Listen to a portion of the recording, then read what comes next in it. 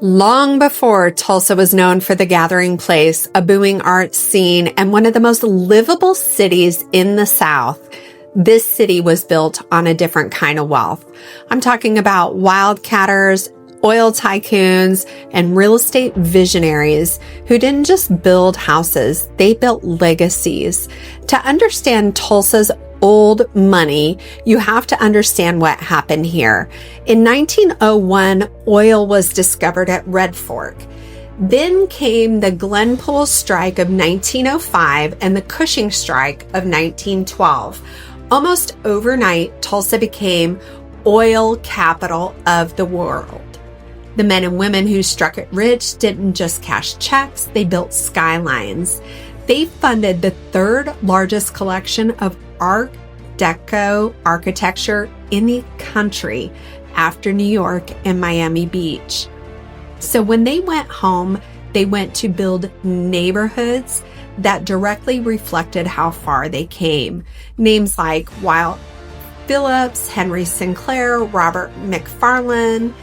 Between 1920 and 1930, Tulsa boomed.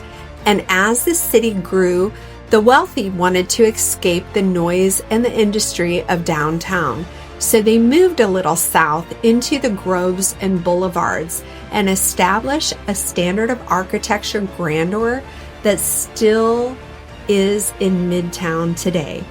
Hi, I'm Jessica Ford, and I have been navigating the real estate market in the Tulsa metro area with over 9 years of experience and hundreds of 5-star reviews. My team and I help you make the smart move to the Tulsa metro area, and we are your trusted advisor every step of the way. And today I am taking you on a chronological tour of 5 neighborhoods where generational wealth has lived for over a century.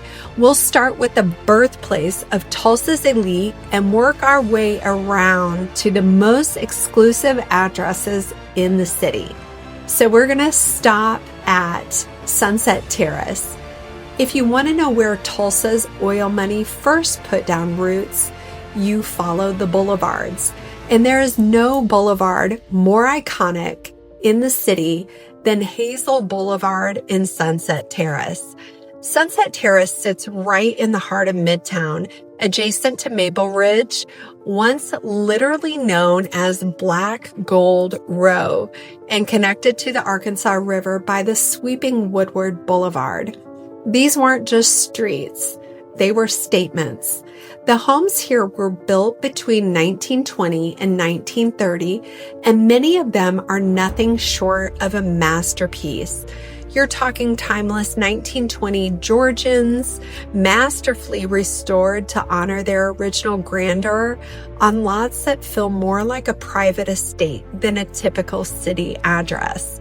This is where the developer Arthur Farmer, the man who also platted Forest Hills and Wildwood, created some of Tulsa's most distinguished addresses. His fingerprints are on this entire corridor. So what does Sunset Terrace look like today? Homes there range from around $970,000 to $1.7 million. You get history, scale, location, and the kind of craftsmanship that simply can't be replicated at that price point with a new build. You're minutes from Brookside, the river parks, downtown, and the moment you turn onto the street, you are somewhere completely far from it all. As Tulsa's oil boom accelerated into 1920, the money moved south and slightly east to a new vision for residential living that developer and Oklahoma State Senator named Claude Terwilleger had for the outskirts of town. Today, that outskirt is one of the most coveted zip codes in all of Oklahoma. Welcome to Terwilleger Heights, tucked between 21st and 31st, in between Utica and Peoria. This neighborhood was developed with oil money and designed to last centuries, and it did. 2/3 of the homes here were built before 1939 in a city where less than 10% of all the homes say the same thing. That stat alone tells you everything about how well these homes were built and how fiercely this community protects them. This is where you find English Tudor bungalows next to stately colonial mansions, next to the occasional Spanish rival, all set back on manicured lawns beneath 80-year-old trees on winding, narrow streets. Every home feels like a painting. And as the oil barons traveled the world, they brought back that architecture with them. The anchor here is the Philbrook Museum of Art, originally Villa Philbrook, the Italian Renaissance villa commissioned in 1926 by oilman Wade Phillips. It is full of architecture, and in 1938, he gave that to the city. The soul of this neighborhood was a man who made a fortune in oil and chose to leave that beauty behind. The homes here range from $975,000 to $1.4 million. You have Woodward Park, the City Rose Garden on your doorstep, and Utica Square 2 blocks east, and Cherry Street just a few minutes away. This is Midtown at its finest. Number 3 is Sunset Park. Right alongside Terwilleger Heights, it shares the same sweeping streets and same beauty as Sunset Park. If Terwilleger is the oil baron, Sunset Park is where the quieter money landed. Bordered by the Arkansas River to the west and adjacent to Maple Ridge to the north, Sunset Park carries that 1920s to 1930s structural DNA. Wide, gracious lots, mature canopies, and homes with original plaster walls and covered porches that have hosted Tulsa's most powerful families for generations.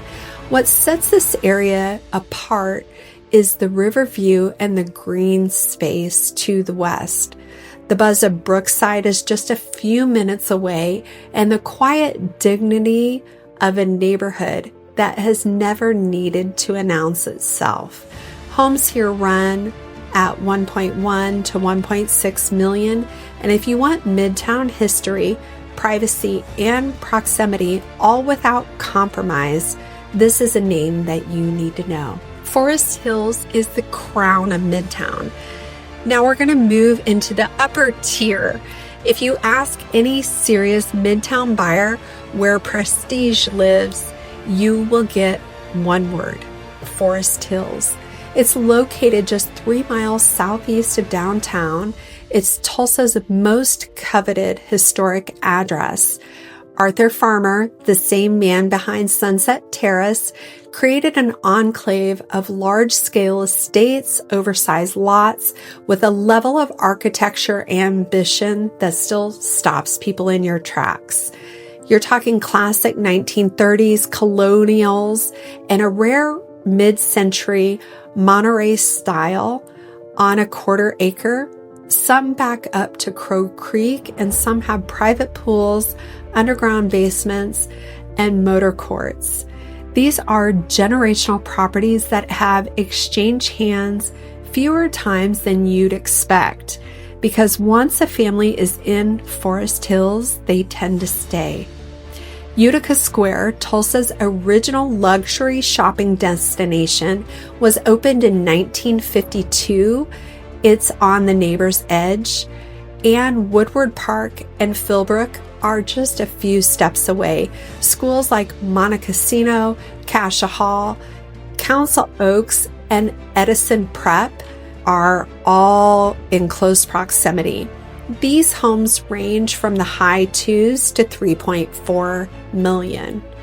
A quick pause here. If you found this informational helpful, like, subscribe, tap that bell for notifications, and you'll be the first to know about all there is to know about living in Tulsa and the surrounding areas.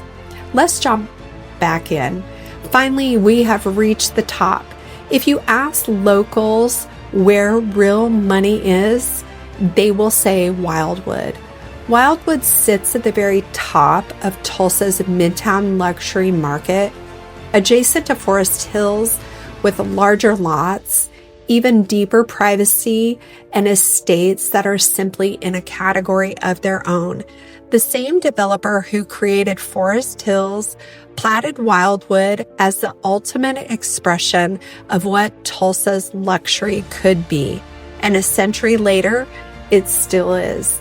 These are the addresses that rarely come on the market, and when they do, they move quickly.